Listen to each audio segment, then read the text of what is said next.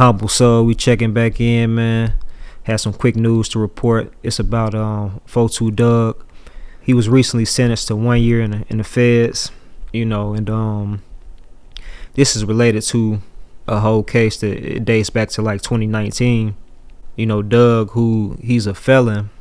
He did like 6 years in the feds before he got out and started pursuing music, collaborating with different people, putting out projects, and that eventually caught the attention of people like Yo Gotti and Lil Baby, man, who both signed him to their labels. He signed to both CMG and 4PF.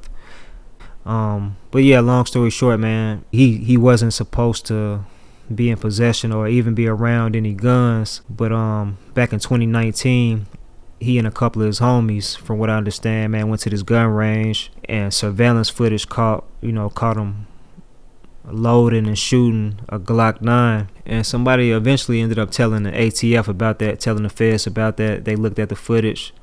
One thing led to another. They issued an arrest warrant, locked him up for that, man. Charged him with felony firearm possession. So, he was charged with that. He ended up pleading guilty to that back in like November of 2020 and was sentenced to 3 years of probation and had to pay like a fine. He ended up unfortunately violating his probation. According to reports, he was in a fight, man, in Las Vegas, and he had tested dirty multiple times. His probation was later revoked, man. They ended up sentencing him, man, to serve 6 months in a West Virginia prison camp.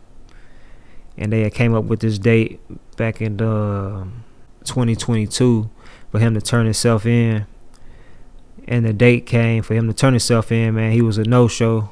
He didn't appear, and that's when they issued an arrest warrant for him. And he pretty much, in so many words, man, was on the run for about 2 months before they caught up with him. They actually caught him, man. He had went to a playoff game in Memphis. The Grizzlies, they were playing the Warriors. Man, he took a private plane to the game. And when he made it back home to Detroit, man, they was waiting on him. When they got him off the private plane, said he had like 25 racks on him, more than 100K in jewelry. It also came out, man, the dude was worth like more than 11 million. Like, he really getting to the paper, man. But yeah, he's been sentenced to 1 year in prison for failure to surrender when he didn't turn himself in to serve that sentence, the 6 months. He's been locked up for a few months now, so I really don't know how much time he's going to have to do before he's released.